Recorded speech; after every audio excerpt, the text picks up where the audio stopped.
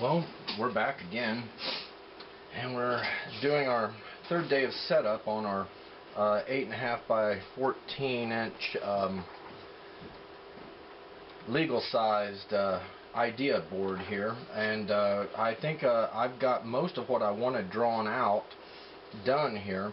However, I do need to put another indication of something, and so part of my issue I was struggling with was culture, the countries that my parents are from and my ancestors, and one of them was Ireland down here, and that's fine. I got that from my mother, but I needed something also up in the other place near here somewhere to represent my father. And so I did a little bit of research, and I found out that they are actually from the southern part of France. And so what I'm going to do is I'm going to add an indication like I did above the mountains, but I'm going to put it below the swamp over here. And so I'll go ahead and kind of estimate that distance, although I might actually, when I draw it for real, I might measure it out. And so I'm going to put the French flag also kind of waving along in here as well. Kind of makes it look like a cliff there. That's interesting. So I've kind of got that in there. Now all this I realize is kind of light, but I think you know what I'm trying to do with the the way I'm organizing my stuff. So I guess I'm going to really consider moving on now at this point and start thinking about what I'm going to do with my colors. You know what? I like the way that this breaks out of that into the border there as well, so I'm going to kind of make that happen here too. Oh, see it will peek out and kind of flip up that way. That's what I'm going to do with it. I'll have to work on that, but I know what I'm going to do with it. So I'm going to have that breaking out of the border, just like the flag down at the bottom, and it'll be waving around trying to look good.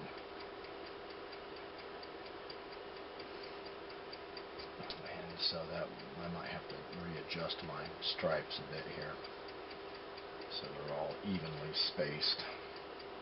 Alright, now like I was saying, I think I'm ready to just start thinking about my colors and such now. So I'm going to use a Crayola 24 color kit like we do in the regular classroom, and part of the goal of what we're doing here is to almost as nearly as possible reproduce the experience that we use in the classroom.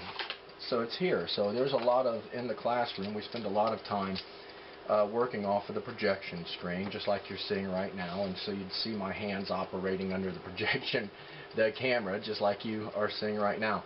So that's a great deal of the procedures that we do in art class anyway, and we have a lot of worksheets that we do, of course, and we always consider these things as we're making the artwork, okay? So value I'm going to be addressing here, and color next, because I'm going to be starting to roughen my colors. So I think I'm going to just kind of circle those as I work on them and try to figure out. Now form, if you have listened, of course, and you should have watched the video, is simply the relationship between the subject matter, that's all of the symbols that you got on here, and the background of these things. And really well put together form and design has a lot of like ambiguity in it. You can't tell where one thing ends and the next thing begins because of the way you put them together.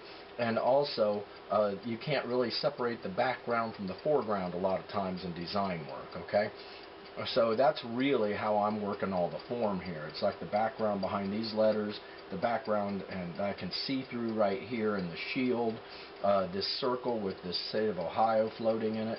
Those are all interesting little design ideas, and so I'm going to keep at it with them. You know, now that I got that notch in there, I think I might just put another corresponding notch right here, because it just hit me the way I see that point. I don't see why we can't have that point over here as well in that stripe. Okay, so I'm going to be addressing the form as well, and that will be a function, a great deal, of how I put together the colors and the values. So that's going to give me something to work on today, plus my countries. I've got, Ireland and France here. I've got Tennessee and Louisiana for my parents, and I am from Ohio. This star would represent where I'm from. These 8 ideas right here are very serious interests of mine, something that's meaningful to me. It has my initials, my birth date, and my sign of the zodiac in there. So we're ready to start tagging in the colors so that we can start laying out the actual artwork here soon. So I'm going to get my colored pencils ready, and I'm going to begin working on it here. I'm going to take out some, put that one down. My 7th grade colored pencils are out right now, and I need to keep them separated. Alright, well, earlier I'll start with the easy stuff. So the easy stuff, in my opinion, would be my initials. I'm from Beaver Creek, and our colors are black and orange and white, and so I think I'm going to include the black area here simply from, I wonder why it's flashing like this.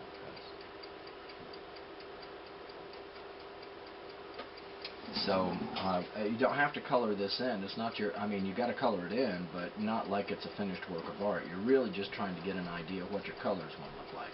So in here I'm going to go with that black in that 3-dimensional area there too. See? And then I think since black, orange, and white are our colors, I might just go with this one as black, see? And then I'll have to use another color to make it look 3-dimensional. But now some people would be tempted to probably try to use an outline, but I'm not going to do that. But see, that does give me a problem with the bottom of my 3-dimensional B there. Now that I've used black, I may have to go with some other color to make it jump out. So these are always the problems that you encounter, see, when you're trying to work out your design work and your ideas. So in this case, the bottom of this has to be some other color, so I guess it will have to be orange, won't it? And in this case, since this is orange here, we'll keep this orange here, and this then will be black. And see, so that can kind of semi-resolve these problems just using colors like that. Now, if I make this orange, it's going to have a orange on orange area, which probably isn't going to work, but that doesn't mean I can't use orange up here. And I could use orange right up against that too. I don't see why not. I'll just have to outline that particular portion of the B in black. So sometimes you just gotta stick with the plan instead of trying to figure out a way to outwit it. Okay, so that brings me back to this one. See, now I can go back to orange here and black on the 3-dimensional parts. So I think that's pretty neat right here where that little corner turns. I may erase that line, in fact. See, because that makes it look more visually interesting. Like you're expecting it to turn there, but it really doesn't.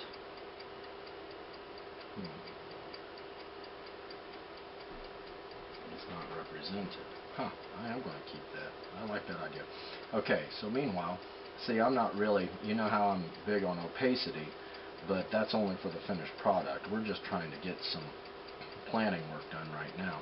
And I really want, and if I don't get all of it done, I'll still tag in, I'm not going to color the whole thing in like a work of art, but I'll still tag in the colors so I know where they're going and I can work out the problems that I'm going to have before I confront them, just like I did a moment ago with the black portion of the letter B. Okay, so see, this is all going to work right here, but the problem is now I've got the other side of my letter M, and it needs to be a color, and it can't really be orange, but if it's black, then it'll be black on black.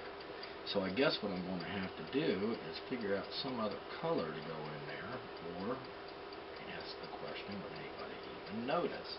And could it be the color of the background, perhaps? So It causes people to look through it and see it. So those are things to think about for a few minutes here, but I'll tell you what I'm probably just going to do is use some sort of a color in there like blue. Because blue is the opposite of orange. They have a strong effect against each other. And if that's got a hole in it, how about blue right here too? Okay, so see, this is starting to work out. It's like the sky behind it. And maybe some blue right in here too. Kind of like the American flag there a bit. And,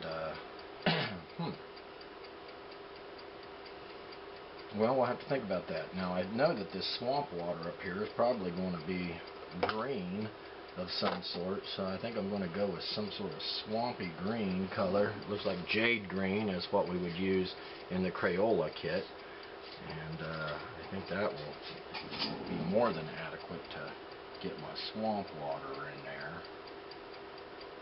So, see, a lot of the color choices you make affect the next color choice that you will make in turn. So these kinds of things have got to be you know, kind of planned out at some level, or you end up just making the same ridiculous mistakes over and over again, and you're not really learning anything if you keep making the same mistakes constantly.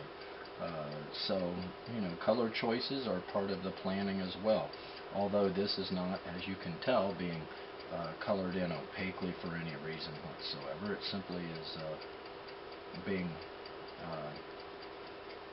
planned, is I guess the best way to put it. So, you know, we're just, the finished product is where we're going to concentrate like the next 8 days of work. So each unit lasts about, you know, 11 days. Well, the whole unit lasts 14 days, but the part of it that we use for making projects is 11, sometimes 12. Some of these projects get pretty complicated. Alright, now, so we're going to put that back, and we've got the mountains down here. They're pretty easy to figure out because mountains, you know, are green, at least some of them. But I like to make a mountain purple and another mountain brown. And that gives us a use for some of these other colors. And that's kind of important to how our project, it's got to have a good variety of colors. When you look at your worksheet, you ask yourself, you know, color, how are you using it? Well, the way to use it is to put a lot of varieties in there, but it also needs to have some sort of content associated with it, meaning it's got to have some sort of meaning that goes along with it that helps people understand what they're looking at. And that's kind of important in the overall communication aspect of this. You want people to be able to look at your piece of artwork, this personalized flag or banner, I guess is what we would call it, and understand a little bit about you. That's what this is pretty much all about there. So I got that green mountain, and everybody always wonders why I do this, but I just happen to like it. So I think a purple mountain is a good choice as well. So this is violet in here. I'm going to color around my Gemini symbol right there because I will be, in the real piece of work, I will be taking more care with that to make sure that it is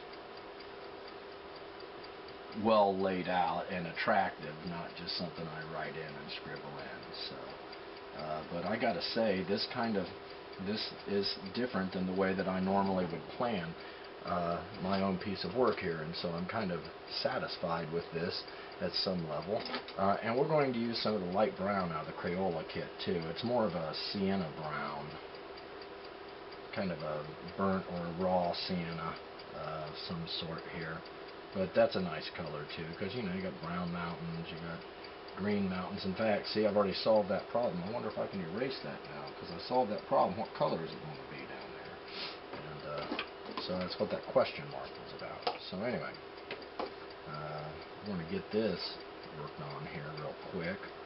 And so I think I'm coming up with ideas that I'm you know, sometimes I have to fix them as I go along, just as I found with the initials in the upper left-hand corner. However, you know, once you can solve those problems, then the speed of the production of the actual project will be much, much more rapid, and you'll do it with much more confidence because you'll have worked out a lot of the issues that you may have in advance. Now, some people say, well, isn't that part of the fun of learning it? Well, yeah, kind of it is, and you will definitely still have problems when you're making a piece of artwork, even if you've done the planning. Things happen. You know, I was planning on us kind of all being in a classroom together, but that's not how it's working. But I'm trying to reproduce that very type of experience here, even though we're not in a classroom together, at least, and some of you may be actually making this unit up, or even doing a makeup project. And see, that's perfectly fine.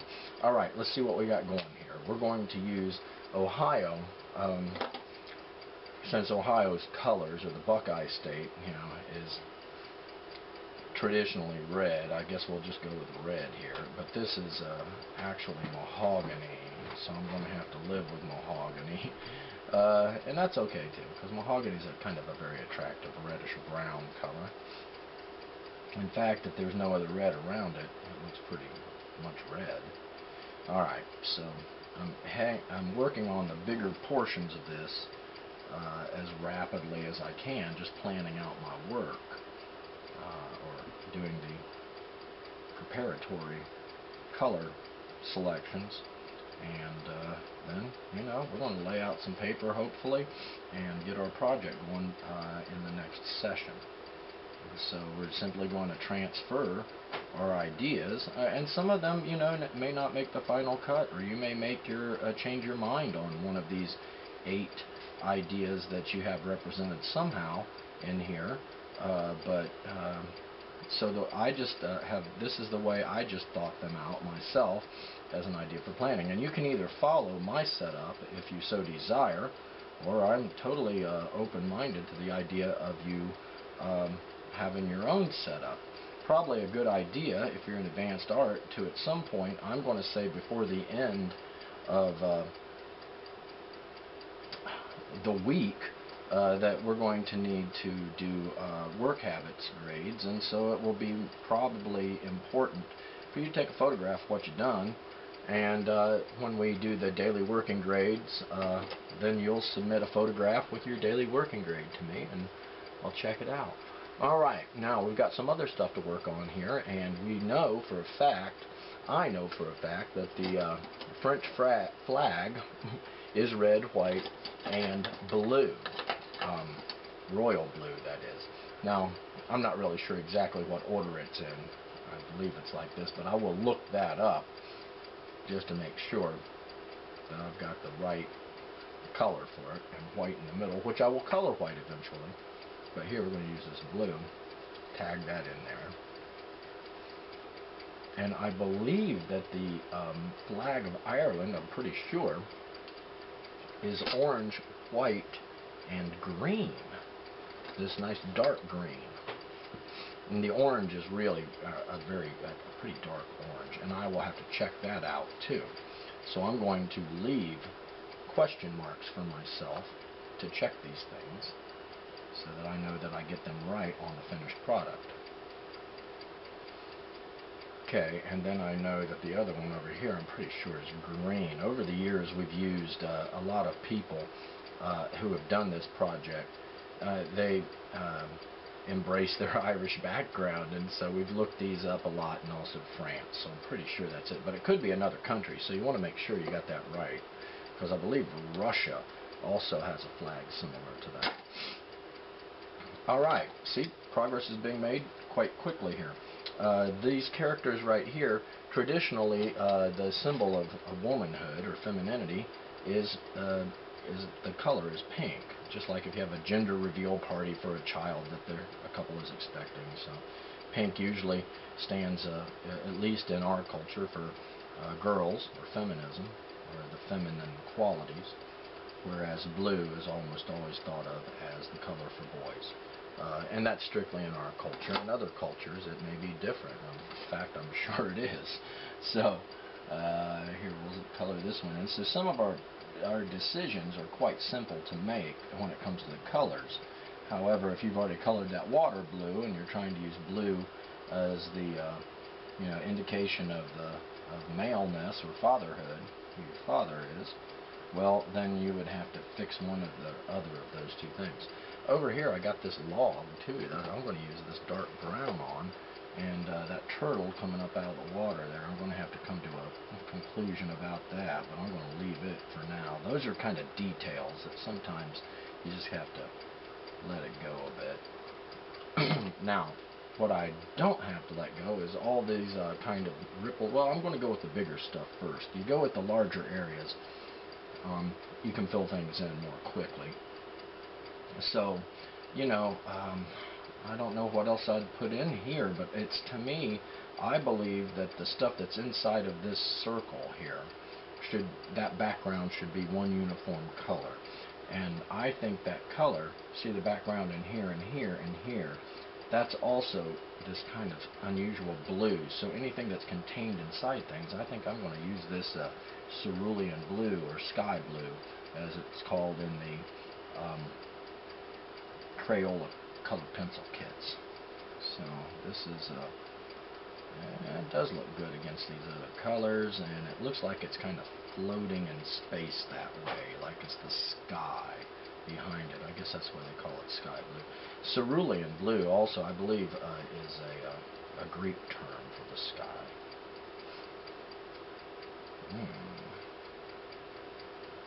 Okay, and I've got my little interest in there too, all in their own little contained circles. I may not have to do so much coloring of those accurately, just tag in the colors that I know I want to use.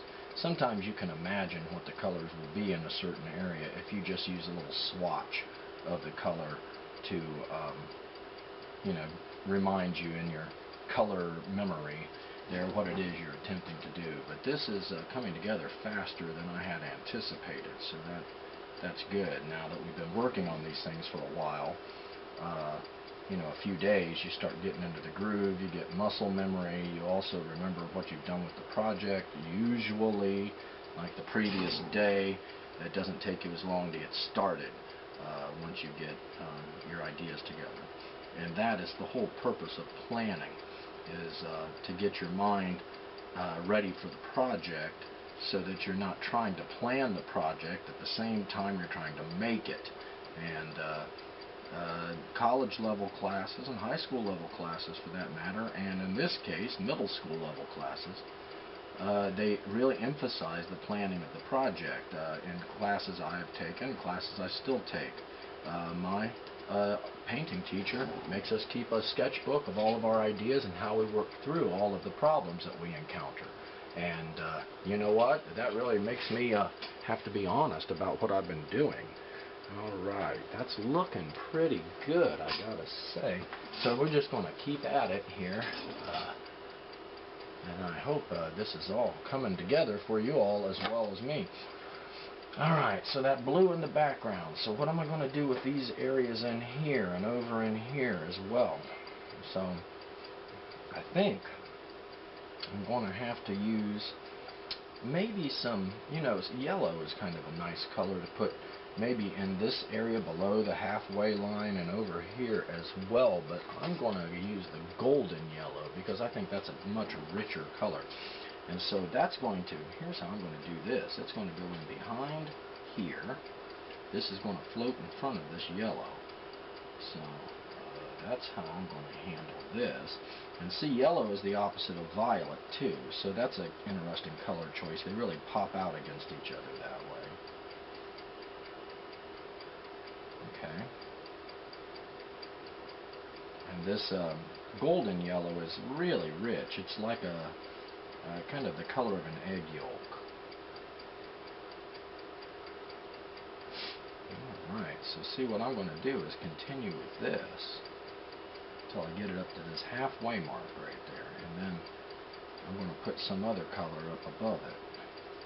But this is really kind of looks good against this violet. It's going to show up great against some of the other portions of the work as well. So what we're trying to also do here is this piece of artwork that you're making should represent something about yourself. And so your communicative message, you know, the emphasis that we covered in the notes that you took on design, well, that's, you know, the same. That's where the emphasis is number 8. That's what you're trying to communicate to people. So this is about you, and so the colors you choose, the symbols you use, and you know, you may have to look up some of these symbols online to get, you know, the ones that visually interest you, or use the ones that you find the most visually interesting. Okay, and this will be all yellow too. Now, that brings us to the upper portion here. What are we going to use there? And the opposite of yellow is violet, but I'm not so sure I want to use violet up here. So I might have to use some underused color up in there that everybody neglects and rejects all the time. And that color would probably have to be, well, I like that mahogany, I like that blue, I also like that dark green, but that light brown doesn't get much action. That goes down here. Maybe that would give it a little bit of color balance if I put it up there, but I could also go with something such as a gray, maybe a tan as a color that doesn't get much action, and I think I will. Alright, tan will work fine. So, let's keep that working. Yeah, that looks fantastic. Okay. Sometimes you just got to experiment with things to get an idea of what you're attempting to do, I suppose. See, this is going to be just a little bit of it underneath that flag, so being able to expose just that little scrap is a neat idea too. That makes stuff visually interesting to look at. People will check those things out. Even if they don't see them right away, their eye gets drawn to it. Yeah, this is going to look fantastic. Okay, so some math and geometry going on there, and or using our compass to get the circle. If you did that, you don't necessarily have to use a compass for circles. You can make a pattern, or you can just find a circular object that's the right size. If you're, you know, observant, you'll find something the right size. Okay, now, oh, and this little scrap down here is going to be tan as well. Okay, so what are we going to do with some of these other backgrounds? That's a good question, isn't it? So we can pick some other colors that just look good back here. Now behind the B, the K, and the M, I'm really thinking about this mahogany color on the bottom down here, or maybe even the light brown. It's not got much action either, but I really need a bright color in there. So I'm probably going to have to try.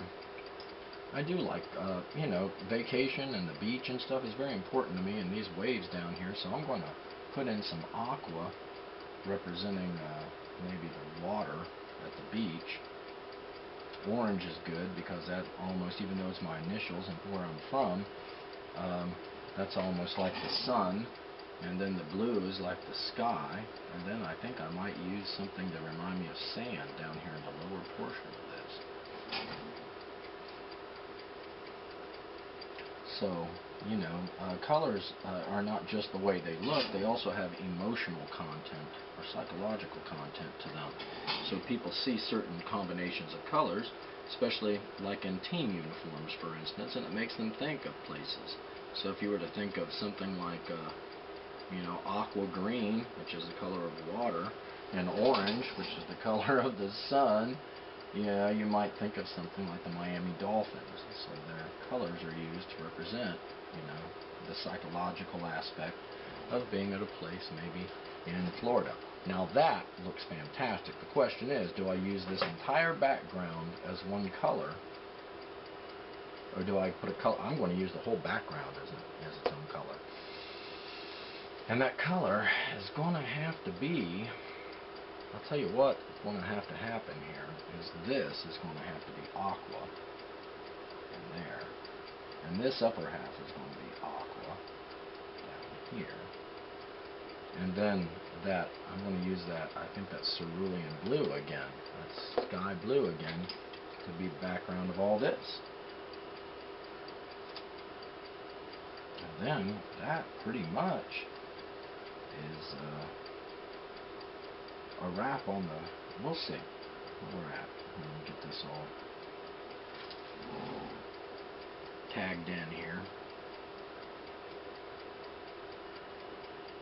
And if you don't get it all done in this one session, then you'll just have to keep on working until you get it all done. And remember, this is not your finished piece of artwork, but you should have a pretty good idea what it's going to look like based on our planning work we've done here over the last couple of days. And if you don't, well, then you have not really been thinking much about this. The planning is an important part of what we do, and then once you get a good plan, it's time to, execute the work. But that's not as easy. That's easier said than done, also. So I will admit to that. It's not always. You say you're going to climb Mount Everest and be home by this weekend. Yeah, well, that's easy to say. Not so easy to do, especially in a lot of the current situations. So, but this is a good project. I think it's the first time I've ever shot any video of this particular project and its production. So, being advanced art students, you're going to have to work independently a lot of the time, and here's that chance to do it. So, I think, except for some small details, which I will have to work out here, the main portion of this is kind of done.